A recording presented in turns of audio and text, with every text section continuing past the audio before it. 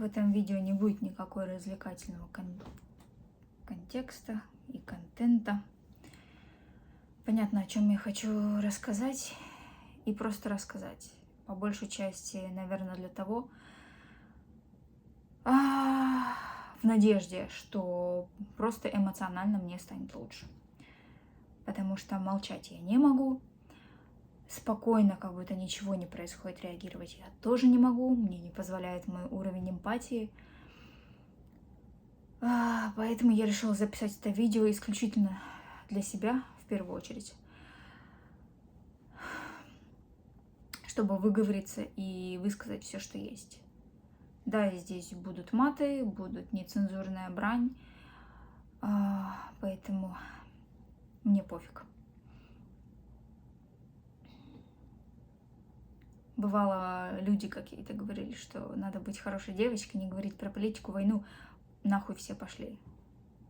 И я буду говорить, потому что это меня касается. И даже несмотря на то, что я живу в Японии сейчас. Но я живу в Японии не потому, что я не хочу иметь дело с Россией, с Украиной. Я никогда не хочу туда приезжать. Нет, я хочу, и я имею дело. В России живут мои родственники, мои друзья. У меня с Россией бизнес, и я хочу приезжать в Россию и спокойно уезжать из нее куда угодно. Я хочу, чтобы мои друзья и родственники жили спокойно, не боясь за свою жизнь.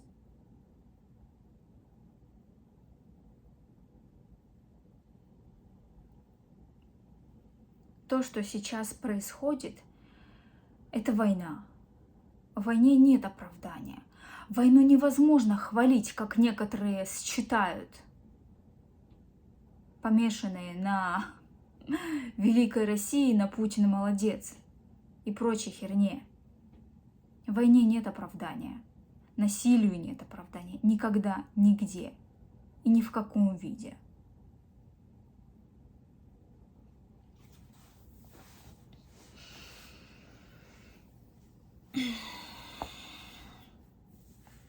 Неважно, кто стреляет.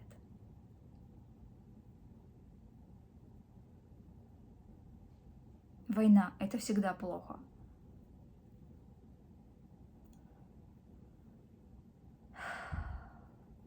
И целый мир, огромное количество стран. И 140 с лишним миллионов людей не могут остановить этот произвол. Не могут. По разным причинам. В России очень много людей хотят это остановить. Хотят, чтобы Путин сгинул. И они даже предпринимают попытки. Но они оказываются избитыми полицией. Они оказываются за решеткой. И там их избивают. Их травят, их убивают. Просто потому, что одному деду взбрело возомнить себя империалистом.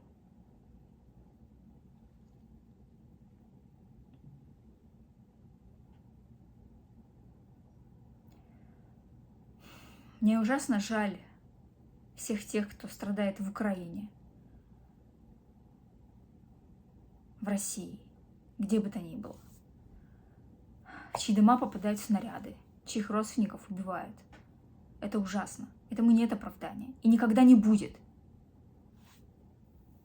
И те, кто придумывает этому оправдание, сидят дома, в теплом целом доме, с интернетом, с кучей денег и с горячей водой. Они не сидят в подвалах. Они не спасают кошек, собак и других животных. Они не утешают матерей убитых детей. Они сидят в своих домах. Эти оправдатели.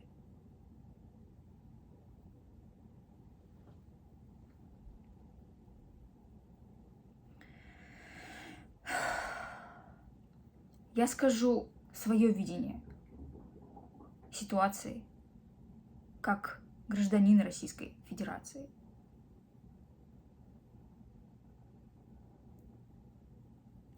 Когда-то, много лет назад, распался Советский Союз. И отдельно начали свою жизнь государства. Россия, Беларусь, Украина, Казахстан. Украина – это включая и Крым, и Донецк, и Луганск. Но однажды одному деду взбрело в голову, что в Украине обижают русских, и нужно их срочно освободить от гнета украинских фашистов.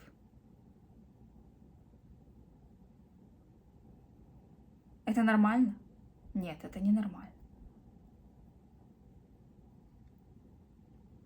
Мы люди, и у нас есть замечательное, прекрасное, волшебное искусство. Коммуникация называется. Словами, устными и письменными в том числе. И если ты считаешь, что в другой стране кого-то обижают, не тебя, а просто кого-то, людей, то ты должен об этом говорить и разговаривать, а не брать ружье, идти в другую страну и отнимать территорию, отнимать жизни людей за то, чтобы кого-то не обижали. Допустим, обижают там русских. Допустим, ситуация. Обижают в чем? В чем? Им запрещают жить на этой земле? Нет. Им запрещают разговаривать на этом языке? Нет. Их заставляют учить украинский язык? Серьезно? Людей, которые живут на территории какой бы то ни было страны, заставляют учить язык этой страны. Это неудивительно. Я, если захочу получить вид на жительство в Японии, мне тоже нужно сдавать экзамен по языку. Это нормально. Это нормально. Если кому-то не нравится изучать язык страны, в которой ты живешь и хочешь жить, это твои проблемы. Допустим, ситуация, да, в части Украины большое количество людей считают, что их как-то дискриминируют, что-то там делают такое. Они говорят, вот, мы не хотим быть частью Украины, мы хотим быть самостоятельным государством. Или там войти в состав другого государства. Окей. Разговариваем с другими людьми, выясняем, что таких много, собираем подписи, приглашаем руководство страны к диалогу. Говорим, ребята, смотрите, вот в нашем крае 60% людей хотят, чтобы мы были независимы от Украины. Давайте решим этот вопрос дипломатично. Мы предлагаем отсоединиться, при этом мы получаем вот такие-то плюсы и вот такие-то минусы. А вы, украинское государство, получаете вот такие-то минусы, но взамен этого вы получаете такие-то плюсы. И тогда украинское государство говорит, либо да, либо нет. И если нет, ну нет. А если да, то да. И ответ «нет» не означает, что нужно брать ружье и стрелять в Украину. Или звать на помощь какого-то дядьку из соседней страны, чтобы он пришел со своими танками и замочил Украину. Потому что мы хотим быть отдельным государством. Нет, ребят. Это так не работает. Точнее, блядь, это насилие называется. Если вам не нравится жить в какой-то стране, вы всегда можете сменить эту страну. Да, трудно, да, непросто. Сопряжено с множеством проблем. Но это посильно любому.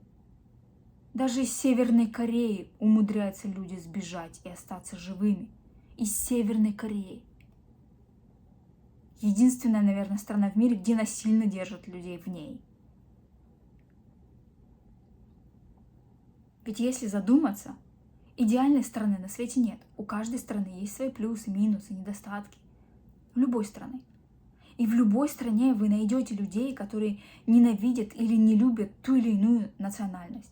В любой стране вы найдете тех, кто не любит русских. В любой стране вы найдете тех, кто не любит японцев. В любой стране вы найдете тех, кто не любит бразильцев, американцев, немцев, французов, кого угодно. Но это не повод брать оружие и нарушать территориальную целостность этой страны.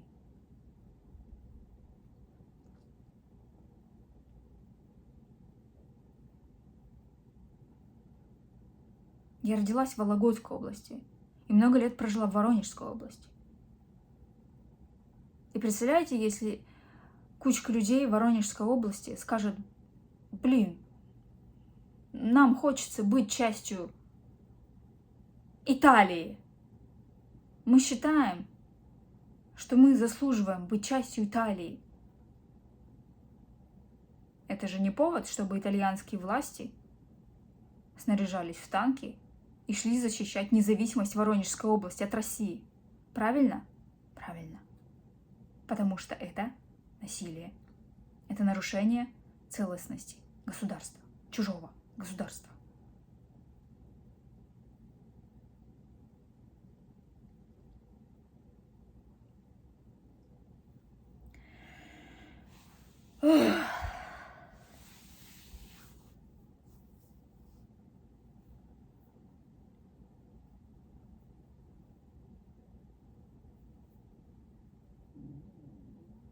Я не знаю, что будет с Россией.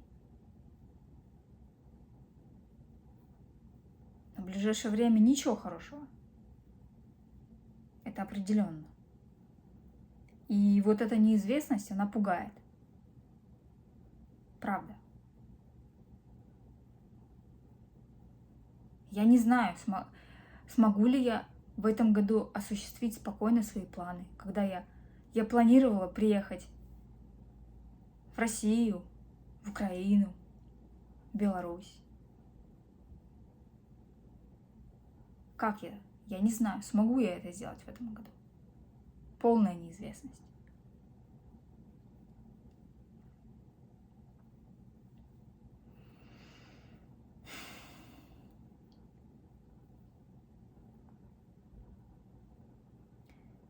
Есть люди, которые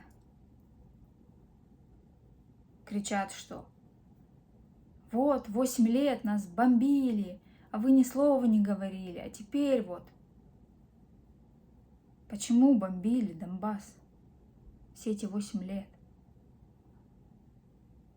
Потому что российские войска пришли отнимать эту территорию у Украины. И за все эти 8 лет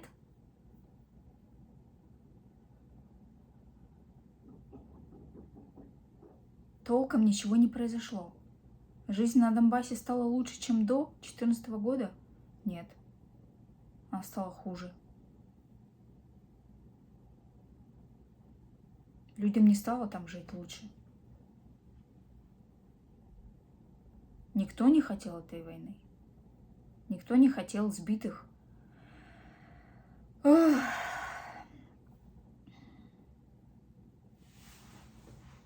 Сбитых домов, смертей. Никто этого не хотел.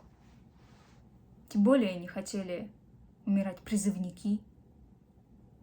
Матери этих призывников не хотели получать цинковые гроба. Или записку о том, что без вести пропал. Кому это надо?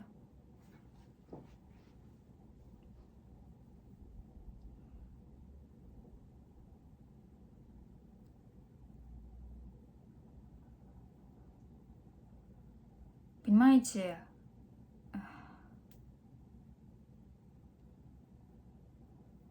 в России 140 с лишним миллионов людей. И большинство из них не поддерживает ни политику Путина, ни его самого.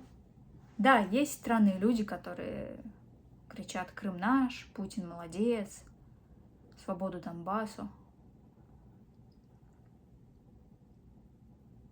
Я не понимаю этих людей, никогда не пойму. Насилию нет оправдания. Есть люди, которые не замечают или делают вид, что не замечают то, что творится геноцид внутри страны. То, что людей садят за решетку, в тюрьму на несколько лет. За что? За репост. За репост, ребята. За репост. Детей садят за решетку, за компьютерную игру. Вы вслушайтесь в эти слова? За компьютерную игру. Людей, которые вчера, сегодня выходили на улицы города с плакатами «Нет войне». Их избивали и увозили за решетку. Это нормально? Это нормально, люди, которые кричат «Крым наш». Это нормально? Вы считаете, это нормально? Я считаю, это ненормально. За последние 3 года цены на продукты в России поднялись на 30%. На 30%. 30, не 3, 30. В то время как в Японии за последние 7 лет цены поднялись на 3%. 3% за 7 лет.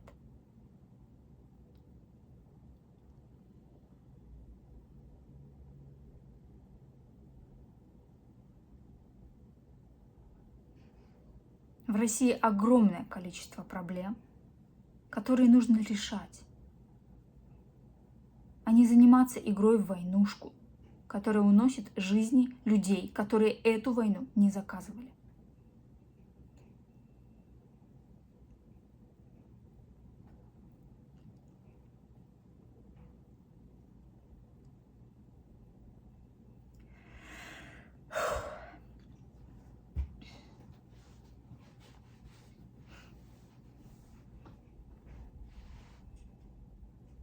Кто виноват, да? Может возникнуть вопрос. Путин виноват, Зеленский виноват, оба виноваты. Виноватых искать можно долго, бесконечно. Вопрос в том, чья это ответственность, да?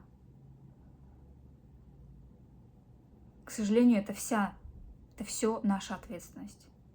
Что 2 страны не смогли договориться,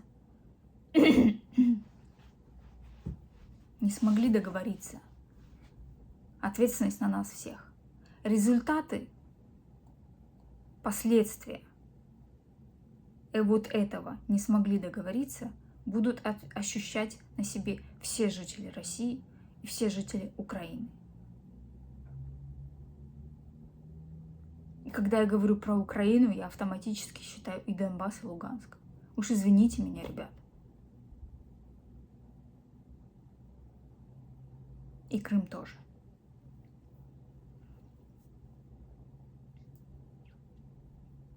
Наверное, все знают, есть замечательный остров, Тайвань называется. Де юра это Китай. Но в отличие от Китая, где процветает коммунизм, у них капитализм. У них другой язык, тайваньский, который не понимают китайцы. У них абсолютно другие отношения со всеми странами, включая Японию. Абсолютно другие экономические, туристические и прочие связи. Например, жители Тайваня, в отличие от жителей Китая, входят в мировую программу Working Holidays.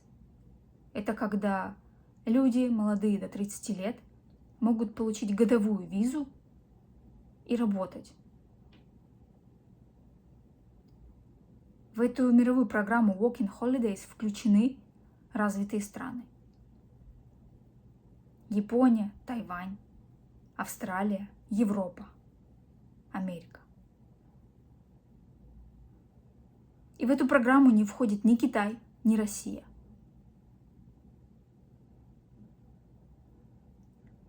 И все тайваньцы, с которыми я училась или работала, они все жестко обособляют себя от Китая. Говорят, мы не Китай, мы Тайвань. И да, они действительно хотят стать независимым государством.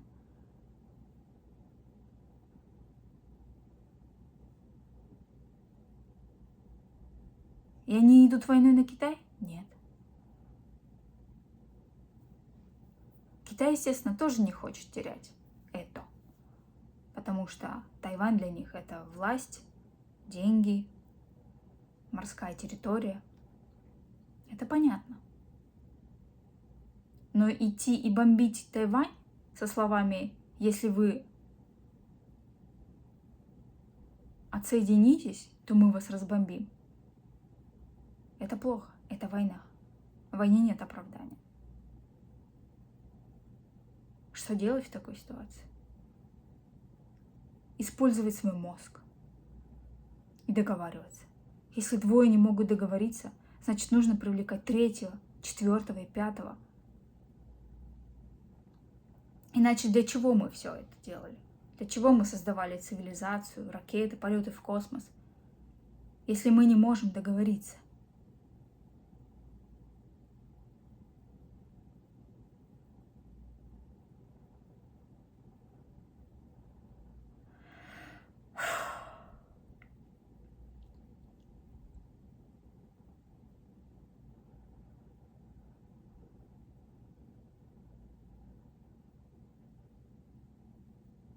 Я не знаю, кто остановит этот произвол и беспредел, что творится сейчас в Украине. Все, что могу я, распространять информацию о каких-то убежищах, о фондах, к кому обратиться, тем, кто живет в Украине, тем, кто бежит с Донбасса в Россию.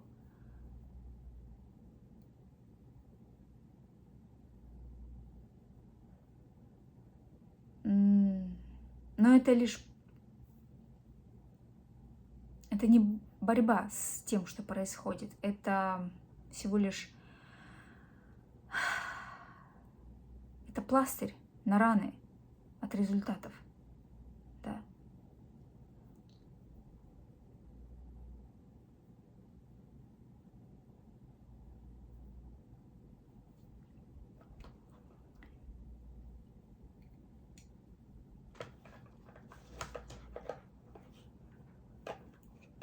В моих глазах Путин – преступник. Те, кто отдают приказы бомбить, преступники. Те, кто нажимают на курок, чтобы бомбить другого государства, преступники. Понятно, что в интернете больше половины информации может быть фейковой, и мы ее никак не распознаем. Это трудно сделать.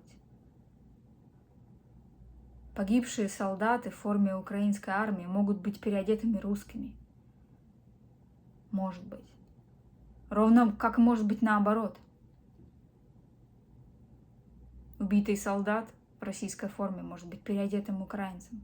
Я не знаю. Может быть. Понимаете, на войне одно правило. Нет никаких правил. Увы.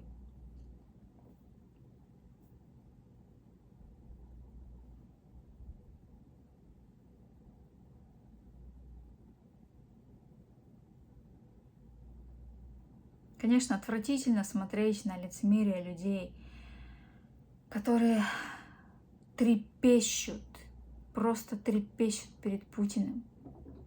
Это так мерзко, это так ужасно. Прям дрожат перед ним. Вместо того, чтобы подойти и вдарить ему как следует. Очень дрожат. Но в то же время есть люди, которые не боятся высказываться.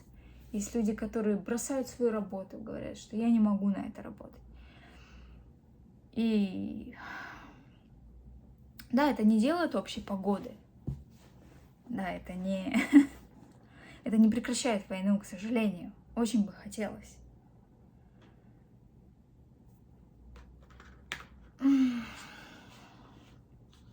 Но это четко показывает, кто есть кто. И когда один человек приезжает на Донбасс петь песенки,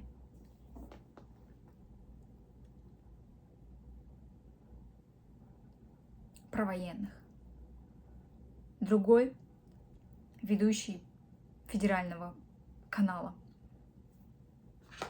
государственного канала, да, говорит свое слово «нет» войне.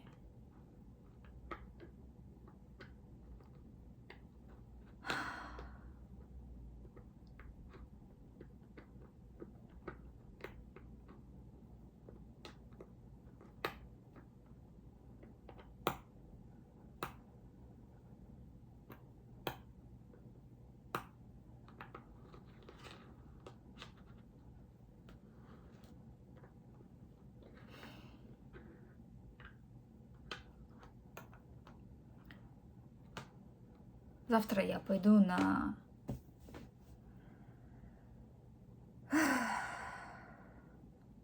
пикет против войны. Это пикет не за Украину или за Россию, не против Украины или против России, не за Донбасс, не против Донбасса. Это пикет за мир, пикет против войны. И такие мысли должны быть у каждого человека. Я еще раз повторю. Я не понимаю, не принимаю и никогда не пойму оправдания войны. И те, кто пишет в своих соцсетях, что война это законно, и война это похвально, я не знаю, как назвать этих людей. Не знаю.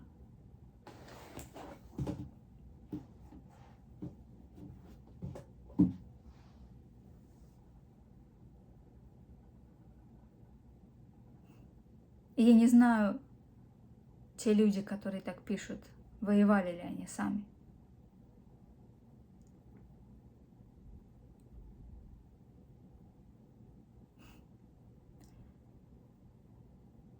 Но определенно, если люди так пишут, что война это круто и похвально, они одобряют это, и они хотят сами воевать. Что ж,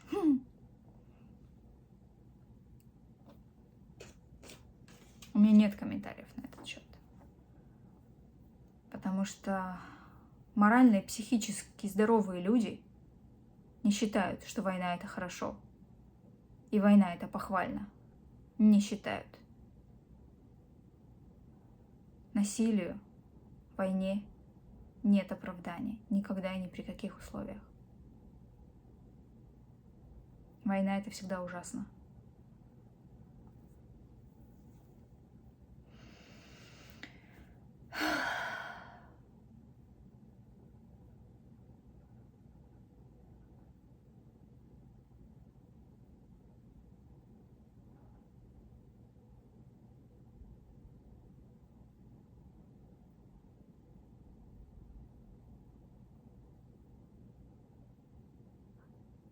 Я не знаю, что делать в такой ситуации и как это все остановить.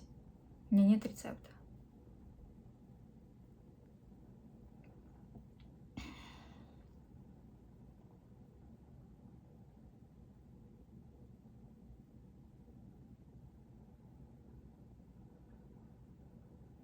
И это большая беда России, что за очень много-много столетий мы не смогли свергнуть царя. У нас всегда была автократия, перед которой люди всегда поджимали коленки. Это был царь, потом это император, потом вождь, теперь президент. Название только меняется, а суть остается прежней — автократия.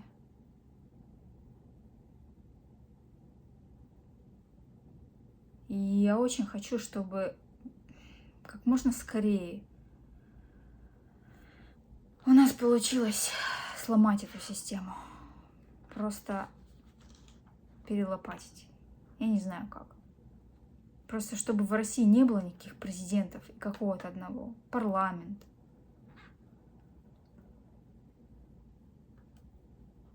Хватит уже царей. И вот это стояние «моя хата с краю, ничего не знаю». Это тоже характерно для русских очень. «Моя хата с краю, ничего не знаю». Вот именно это все. Любовь к царю, «моя хата с краю, ничего не знаю». И страх, который от царя к царю повторяется. Потому что методы управления у царей тоже не меняются. Это всегда насилие, это геноцид собственного народа, это запугивание, страх, кровь и война.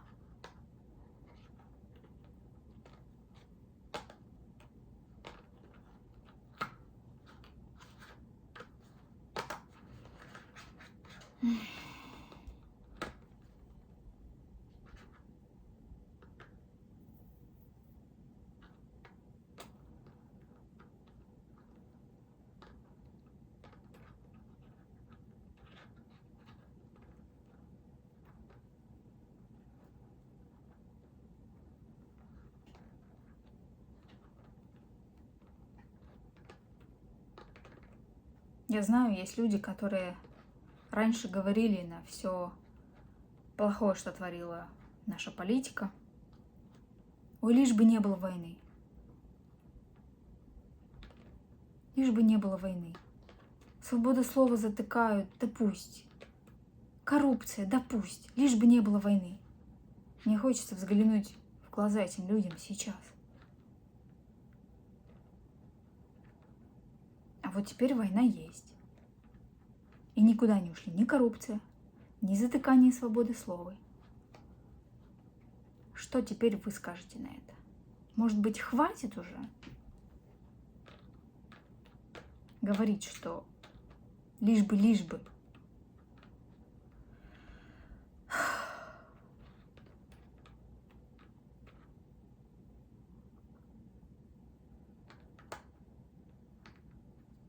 Это сюр какой-то.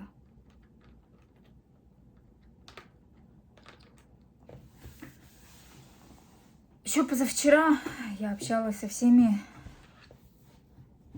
украинскими друзьями, смотрела ленты. А сегодня у всех ленты одни и те же. Бомбят там, бомбят там. Харьков, Киев. Люди уезжают за границу.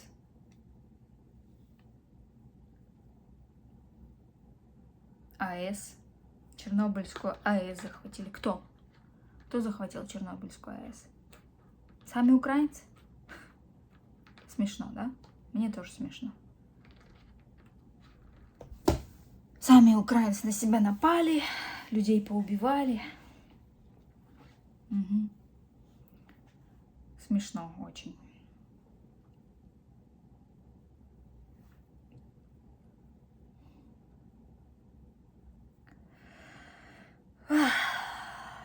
Под этим видео я, конечно же, отключу комментарии, потому что нафиг они нужны.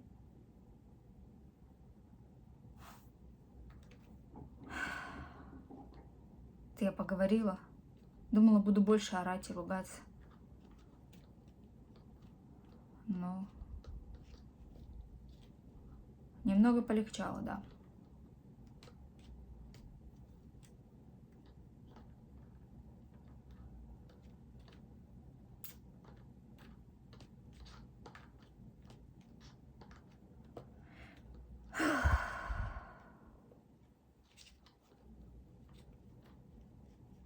Я не знаю, когда это все закончится. Все когда-то определенно заканчивается.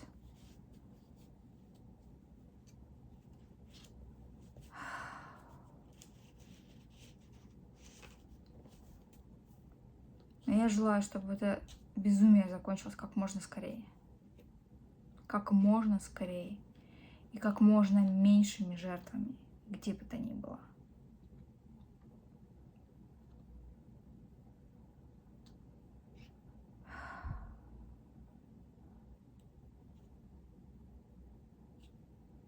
И чтобы весь этот грёбаный мир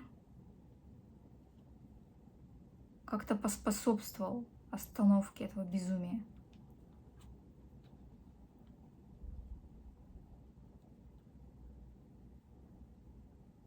Потому что в первую очередь нужно остановить этого безумного деда. Потому что у него кукуха съехала. Кукуха съехала у него. Он возомнил себя империалистом. Он хочет создать свою империю.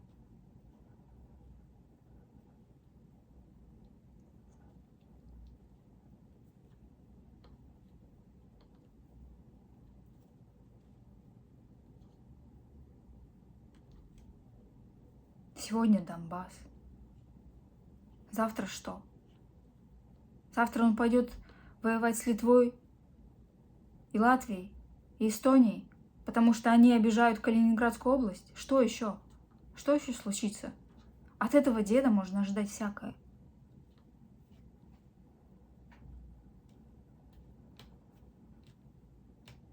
Санкции там вводят. Ну, смешно, правда. Против кого эти санкции? На ком они скажутся? На людях, на простых людях, которым эта война не нужна, они ее не заказывали.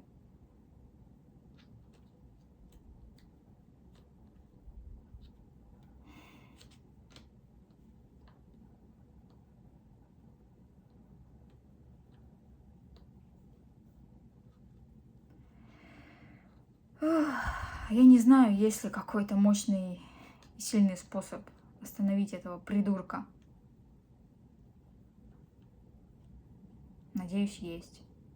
Я просто о нем не знаю. Наверное.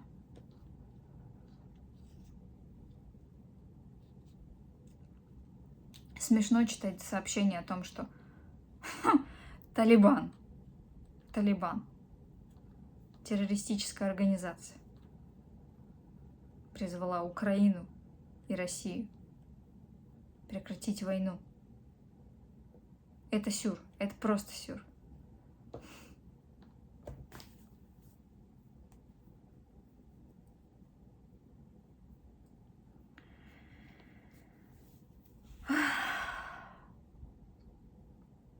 Ладно.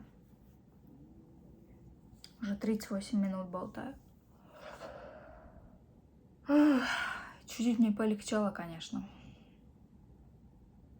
Но не уверена, что сегодня мне эта хрень не будет сниться так же, как вчера. Но я постараюсь.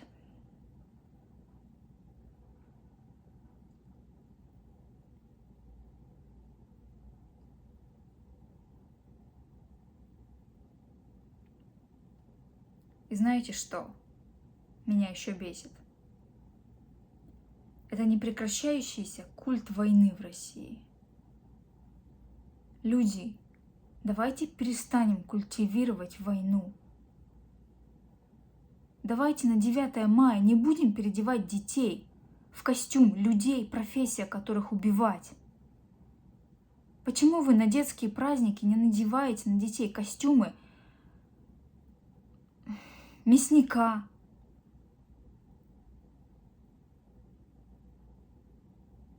Или костюм, я не знаю, Фредди Крюгера? Костюм БДСМ. Вы же не надеваете это на детей, потому что считаете, это ужас, это не детская тема. Фу-фу-фу. А в военную что? Можно? Дарить пистолетики можно? Окей? Не, ребят, надо прекращать этот культ войны. Это культ мачизма. Когда мужик должен быть, сильным, всем давать отпор. Не, ребят.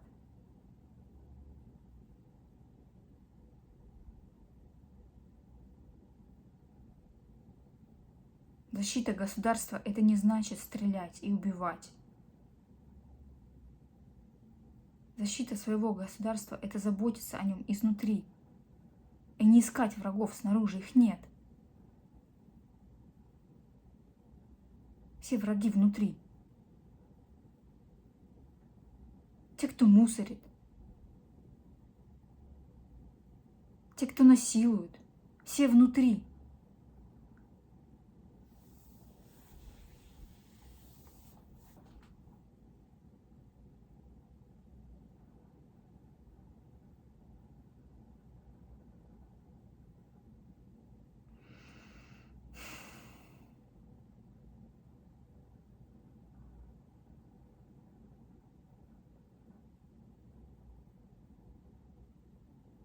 Я надеюсь, что сегодня был самый ужасный день этой войны.